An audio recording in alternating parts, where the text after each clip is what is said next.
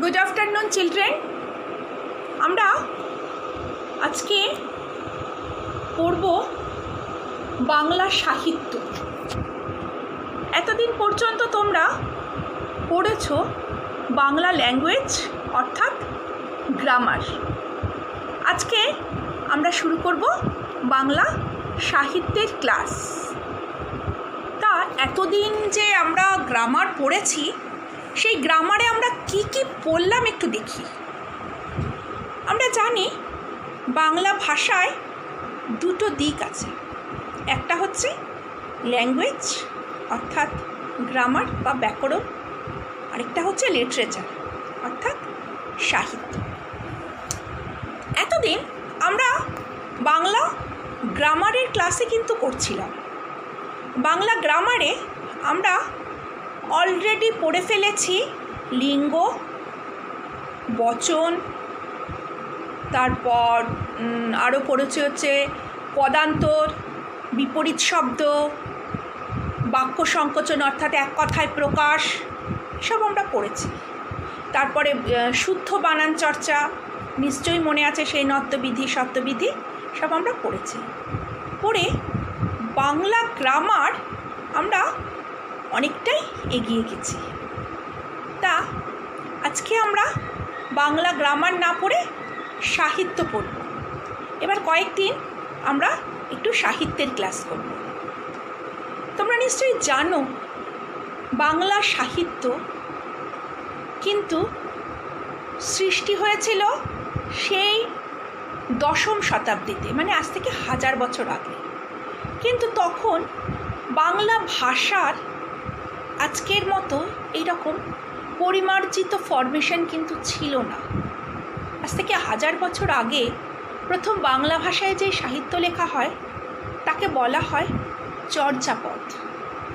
কিন্তু তারপর 1000 বছর কেটে গেছে, এখন 2020, অর্থাৎ এই যে টানা এতগুলো বছর কেটে গেছে, এই এতগুলো বছর বাংলা ভাষার যে জার্নি, তাতে বাংলা ভাষায় অনেক কিছু নতুন কিছু তৈরি হয়েছে বা নতুন কিছু সৃষ্টি হয়েছে, আবার পুরাতন অনেক ভাষা রীতি বিদায় নিয়েছে।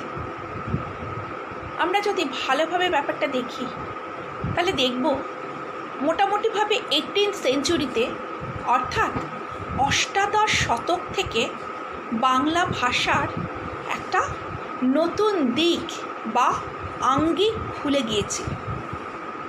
এই সময় থেকেই শুরু হয়েছিল বাংলা সাহিত্যের এক স্বর্ণযুগ। এর আগে তোমরা নিশ্চয়ই জানো, আমি ক্লাস 7-এ তোমাদের একটা স্পিচ পড়িয়েছি ঈশ্বরচন্দ্র বিদ্যাসাগরের লেখা। তা সে স্পিচ থেকে আমরা এইটুকু জেনেছি, বিদ্যাসাগর মহাশয় হলেন প্রথম ব্যক্তি যিনি বাংলা সাহিত্যকে সংস্কৃত ভাষার খোলস ছেড়ে বাইরে বের করে এনেছিলেন। অর্থাৎ তিনি তার বর্ণ পরিচয়ের মাধ্যমে বাংলা সাহিত্যকে নতুন জন্ম দিয়েছিলেন, অর্থাৎ বাংলা ভাষাকে নতুন করে সৃষ্টি করেছিলেন।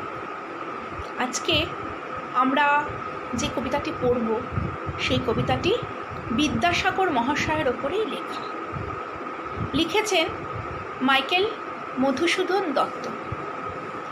তা এই কবিতাটা পড়ার আগে আমাদের একটু মাইকেল মধুসূদন দত্ত সম্পর্কে জানাটা দরকার। মাইকেল মধুসূদন দত্ত ছিলেন অষ্টাদশ শতকের এক কবি। তিনি কলকাতার এক বিখ্যাত দত্ত পরিবারে জন্মেছিলেন। তিনি যেই পরিবারে জন্মেছিলেন সেই পরিবার ছিলেন অত্যন্ত উচ্চবিত্ত পরিবার। মাইকেল মধুসূদন দত্ত শিশু বয়স থেকে প্রাচুর্যের মধ্যে বড় হয়েছেন এবং তার চোখে স্বপ্ন ছিল তিনি ইংরেজি সাহিত্যের একজন বিরাট বড় কবি হবে বা ইংরেজি ভাষায় তার দক্ষতা সর্বজন বিদিত হবে। এই স্বপ্ন নিয়েই মাইকেল মধুসূদন দত্ত তার কলকাতার পড়াশোনা ত্যাগ ছেড়ে বা পড়াশোনা শেষ হয়ে যাওয়ার পর একটা সময় বিদেশে গেলেন। শুরু করলো তার জীবনের নতুন অধ্যায় তিনি শুরু করলেন ইংরেজিতে সাহিত্য রচনা। একের পর এক ইংরেজিতে তার সাহিত্য সৃষ্টি হতে লাগলো। অসাধারণ সেই সাহিত্য শিল্প নৈপুণ্য। কিন্তু একজন পরাধীন দেশের নাগরিক বলে ইংরেজরা তার সাহিত্যকে মর্যাদা দিল না। একের পর এক তার লেখা অসাধারণ সব সাহিত্য সৃষ্টিকে ইংরেজদের কাছে মর্যাদাহীন হয়ে পড়ায় মাইকেল মধুসূদন দত্ত মানসিকভাবে খুব ভেঙে পড়লেন। তারপর তিনি ভাবলেন যে না, আমি আর বিদেশে থাকবো না, আমি আমার দেশে ফিরব এবং আমি আমার দেশে ফিরে দেশীয় ভাষাতেই আমার কাব্য বা আমার যে সাহিত্যের প্রতি অনুরাগ সেটা আমি প্রকাশ করা শুরু করব।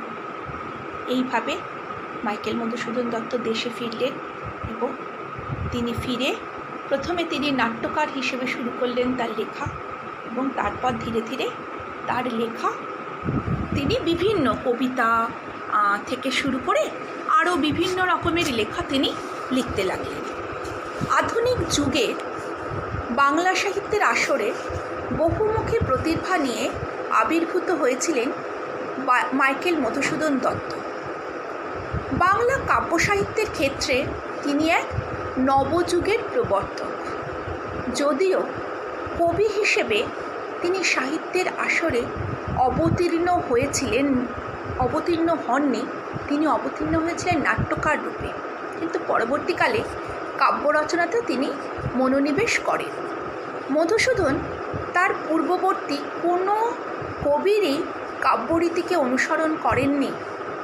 কাব্য রচনার ক্ষেত্রে তিনি চলেছিলেন সম্পূর্ণ এক ভিন্ন পথে।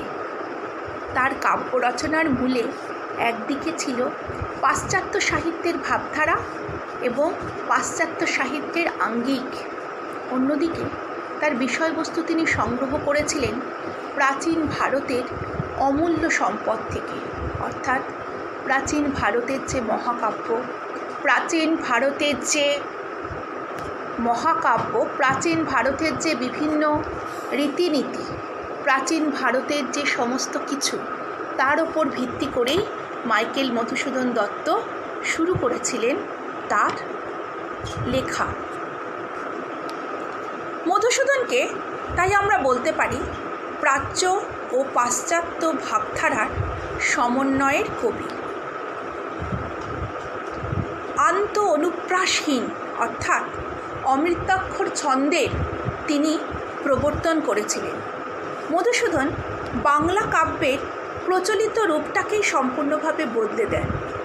তার লেখা অমৃতাক্ষর ছন্দ, যাকে আমরা ইংরেজি ভাষায় বলি সনেট অর্থাৎ পরবর্তীকালে আমরা মাইকেল মধুসূদন দত্তের যে আলাদা করে সনেট দেখতে পাই, চতুর্দশপদী কবিতা, অর্থাৎ সেই কবিতার প্রত্যেকটা লাইনে 14টা করে ওয়ার্ড থাকবে এবং 14টা লাইন থাকবে। এই অমৃতাক্ষর ছন্দ তিনি কিন্তু প্রথম প্রচলন করেছিলেন। 1860 খ্রিস্টাব্দে প্রকাশিত হলো তার অমৃতাক্ষর ছন্দের লেখা প্রথম কাব্যগ্রন্থ তিলোত্তমা সম্ভব, যা সে যুগে অভূতপূর্ব সমাদর লাভ করেছিল। তারপর একের পর এক প্রকাশিত হলো তার বিভিন্ন কাব্য, মেঘনাদ বধ কাব্য, ব্রজঙ্গনা কাব্য, বীরাঙ্গনা কাব্য এবং চতুর্দশপদী কবিতাগুলি। তবে মেঘনাদ বধ কাব্যকেই মধুসূদনের সর্বশ্রেষ্ঠ রচনা বলে ধরা হয়। তার এই কাব্যই তাকে ভাব, ভাষা, ছন্দ সব কিছুর মাধ্যমেই সারা পৃথিবীতে এক নতুনভাবে, অর্থাৎ সারা পৃথিবীতে না, বাংলা সাহিত্যের এক নতুন আঙ্গিকের জন্ম নিয়েছে। পরবর্তীকালে বাংলা কাব্য সাহিত্যেও তার যে চতুর্দশপদী কবিতাবলী আছে, তার মধ্যে বিশেষ বিশেষ কবিতা খুবই উল্লেখযোগ্য, যেমন বঙ্গভাষা, অন্নপূর্ণা ঝাঁপি, কাশিরাম দাস, কৃত্তিবাস ওঝা, বিজয়া দশমী প্রভৃতি। 1873 খ্রিস্টাব্দের 29শে জুন কবির মৃত্যু হয়। তাহলে আমরা এই মাইকেল মধুসূদন দত্তের সম্পর্কে যে পড়ছি, এতে করে একটা জিনিস দেখতে পাচ্ছি, মাইকেল মধুসূদন দত্ত তার কাব্যের একটা পার্ট, মানে কাব্যর যে মূল ভাব সেটা কিন্তু তিনি নিয়েছিলেন প্রাচীন বঙ্গ বা প্রাচীন সাহিত্য থেকে বা প্রাচীন বাংলা থেকে, প্রাচীন ভারতীয় ভাবধারা থেকে। প্রাচীন ভারতীয় ভাবধারায় আমরা জানি রামায়ণ মহাভারতের যুগ, সেই সময়টা আমরা ইতিহাসে পড়েছি। তিনি যে মেঘনাদ বধ কাব্য লিখেছিলেন, সেই মেঘনাদ বধ কাব্যে আমাদের চিন্তাধারণাটা আমূলভাবে তিনি বদলে দিয়েছিলেন। আমরা জানি রামায়ণে রাম হচ্ছে প্রধান চরিত্র বা নায়ক, আর রামায়ণের রাবণ হচ্ছে খলনায়ক। কিন্তু তিনি রাবণ এবং রাবণের পুত্রকে যথার্থ বীর হিসেবে উপস্থাপনা করেছিলেন এবং এতে করে আমূল চিন্তাভাবনা বাঙালিদের বা আমাদের যারা রামায়ণকে অন্যভাবে দেখি, কিন্তু আমাদের ধর্ম হিসেবে দেখি, তারা কিন্তু আমূলভাবে পরিবর্তিত হয়েছিল। অর্থাৎ তথাকথিত চিন্তাধারার বাইরে গিয়ে মাইকেল মধুসূদন দত্ত ভাবতে পারতেন এবং তিনি তার সাহিত্যের নিদর্শনে কিন্তু দেশপ্রেম বা দেশকে ভালোবাসা বা বাংলা সাহিত্যে ভালোবাসাকেও কিছু কম ভালোবাসেননি। তার লেখা বঙ্গভূমির প্রতি বা জন্মভূমির প্রতি বা বঙ্গভাষা কবিতাটিও কিন্তু এর একটা বিশেষ জায়গা নেয়। পরবর্তীকালে মাইকেল মধুসূদন দত্ত জীবনের শেষ দিকে প্রচণ্ড পরিমাণ অর্থ কষ্টে ভুগতেন। তার মতো একজন বিশিষ্ট মানুষ, তার মতো একজন অসাধারণ মেধাযুক্ত, অসাধারণ কাব্য রচনা বা অসাধারণ কোয়ালিটি সম্পন্ন একজন মানুষ, একজন সাহিত্যিক, একজন কবি, একজন নাট্যকার শেষ জীবনে অত্যন্ত কষ্ট পেয়ে মারা যান এবং তার মধ্যে ছিল অর্থকষ্ট। কিন্তু তিনি তার জীবনে বিদ্যাসাগরকে এক অন্য রকম চোখে দেখেছেন। তিনি ঈশ্বরচন্দ্র বিদ্যাসাগরকে এক মহিরুহর মতো ভেবেছেন। তিনি বিদ্যাসাগরের অত্যন্ত ফ্যান ছিলেন এবং বিদ্যাসাগর তাকে শেষ জীবনে প্রচুর সাহায্য করেছেন। আমরা জানি বিদ্যাসাগরের আরেক নাম দয়াসাগর। আজকে এই বিদ্যাসাগরের প্রতি মাইকেল মধুসূদনের শ্রদ্ধার্ঘ্য দিয়েই শুরু করব আমাদের আজকের প্রথম বাংলা সাহিত্যের ক্লাস। তাহলে চলো শুরু করি। আমরা যে কবিতাটা পড়ব, কবিতাটার নাম হচ্ছে ঈশ্বরচন্দ্র বিদ্যাসাগর, লিখেছেন মাইকেল মধুসূদন দত্ত। আমি কবিতাটা তোমাদেরকে মোটামুটি আজকে কিছুটা পড়িয়ে দিই, তারপর কবিতাটা ছবি তুলে এই ভিডিওর মাধ্যমে পাঠিয়ে দেব। আজকে আমি যে কবিতাটা পড়াচ্ছি, তাহলে এই কবিতাটির প্রথম লাইন হচ্ছে, তোমরা একটু দেখো, ঈশ্বরচন্দ্র বিদ্যাসাগরের লেখা, ঈশ্বরচন্দ্র বিদ্যাসাগরের লেখা কবিতা। ঈশ্বরচন্দ্র বিদ্যাসাগরের কবিতার নাম, লেখা হচ্ছে মাইকেল মধুসূদন দত্ত। বিদ্যার সাগর তুমি বিখ্যাত ভারতে, বিদ্যার সাগর তুমি বিখ্যাত ভারতে, করুণার সিন্ধু তুমি সেই জানে মনে, দিন যে দিনের বন্ধু। তাহলে প্রথম লাইনটা হচ্ছে বিদ্যার সাগর তুমি বিখ্যাত ভারতে। অর্থাৎ মাইকেল মধুসূদন দত্ত বিদ্যাসাগরকে বলেছেন, তুমি বিদ্যার সাগর। কোথায়? তুমি ভারতে বিখ্যাত, জগৎ বিখ্যাত বিদ্যার সাগর তুমি। তার সঙ্গে বলেছেন করুণার সিন্ধু তুমি। সিন্ধু মানে সমুদ্র বা নদী, সিন্ধু নদ। অর্থাৎ আমরা জানি বিদ্যাসাগরকে দয়াসাগরও বলেন, সেই জন্য তিনি বিদ্যাসাগরকে বলেছেন, একদিকে তুমি যেরকম বিদ্যার সাগর, আরেকদিকে তুমি করুণার সিন্ধু। অর্থাৎ বিদ্যা এবং করুণা দুটোই তোমার মধ্যে প্রবাহমান। এবার করুণার সিন্ধু তুমি সেই জানে মনে। কে মনে জানে? দিন যে। দিন মানে দিন দরিদ্র, অর্থাৎ যারা নাকি খুবই দরিদ্র, তাদের বলা হয় দীন। দীন যে দিনের বন্ধু, দিনের বন্ধু অর্থাৎ যারা দরিদ্রের বন্ধু। দীন যে দিনের বন্ধু অর্থাৎ তুমি দিনের বন্ধু। উজ্জ্বল জগতে অর্থাৎ তুমি দয়াসাগর হিসেবে জগতে উজ্জ্বল। তাই কবি বলেছেন যে দিন সে জানে, কি জানে, যে তুমি করুণার সিন্ধু এবং তুমি যে দিনের বন্ধু, দিনের বন্ধু হয়ে তুমি জগতে উজ্জ্বল বা জগতে খ্যাতির শিখরে। হিমাদ্রির হেমক্লান্তি অম্লান কিরণে। হিমাদ্রি মানে পর্বতের উচ্চ শিখরকে আমরা বলি হিমাদ্রি। হিমাদ্রি অর্থাৎ পর্বতের উচ্চ শিখর, মানে মাইকেল মধুসূদন দত্ত বিদ্যাসাগরকে পর্বতের উচ্চ শিখরে অর্থাৎ তাকে সর্বশ্রেষ্ঠ জায়গায় স্থান দিয়েছেন। তিনি বলছেন হিমাদ্রির হেমকান্তি অম্লান কিরণে। পাহাড়ের ওপরে আমরা জানি বরফে আলো পড়লে চারিদিকটা যেন মনে হয় ঝকঝক করছে সোনার মতো।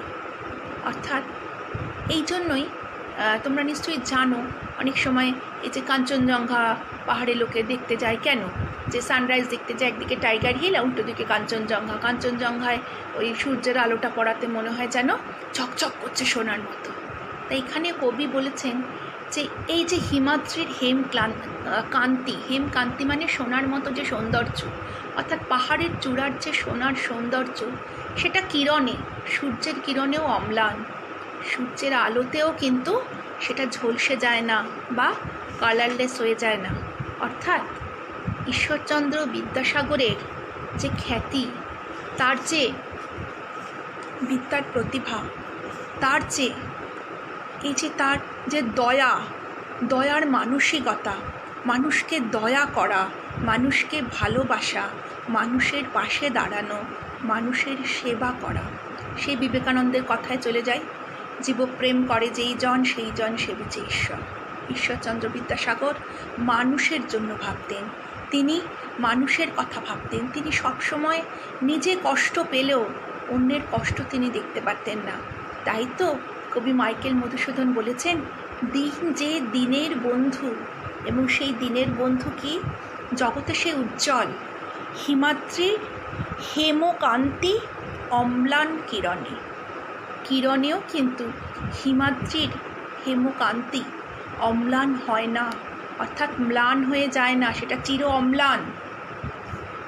কিন্তু ভাগ্য বলে পেয়ে সে মহাপর্বতে, কিন্তু ভাগ্য বলে অর্থাৎ যে সেই মহাপর্বতে আশ্রয় পায়, অর্থাৎ যে ঈশ্বরচন্দ্র বিদ্যাসাগরের কাছে আশ্রয় পায়, সে যেজন আশ্রয় লয় সুবর্ণ চরণে।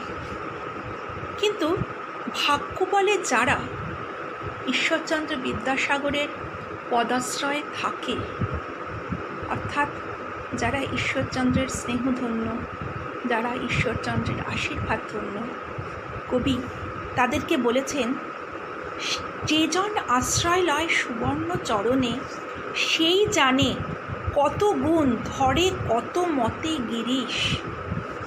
গিরিশ মানে যেটাকে গিরিদের গিরিশ অর্থাৎ গিরিদের মধ্যে শ্রেষ্ঠ, পাহাড়ের মধ্যে শ্রেষ্ঠ যেরকম হিমালয়, মাইকেল মধুসূদন দত্ত মানুষের মধ্যে শ্রেষ্ঠ হিসেবে ঈশ্বরচন্দ্রকে বলেছিলেন।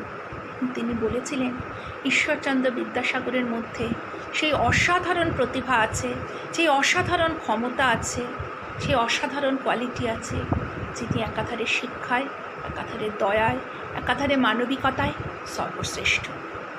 আজকে কবিতাটারই প্রথম কয়েকটা লাইনই আমরা পড়লাম, কালকে বাকিটা পড়ব।